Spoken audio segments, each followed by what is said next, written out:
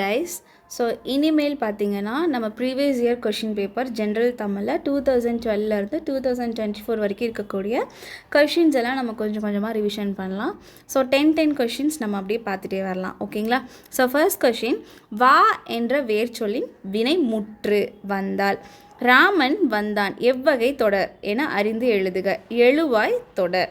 ஓர் அடியுள் முதல் 3 4 சீர்களில் முதலெழுத்து அளவித்து நிற்க இரண்டாம் எழுத்து ஒன்று வர தொடுப்பது டேஸ் எதுகை ஆகும்.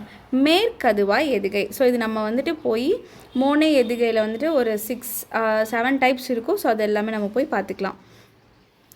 இச்சொல்லின் பொருள் நனந்தலை உலகம், அகன்ற உலகம்.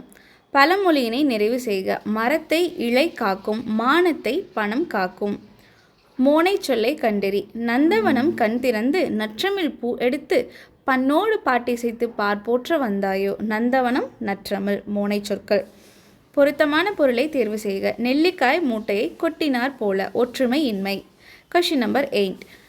விடைக்கேற்ற வினா அமைக்க. மீனாட்சி சுந்தரனார் தல புராணங்களை பாடுவதில் சிறந்தவர்.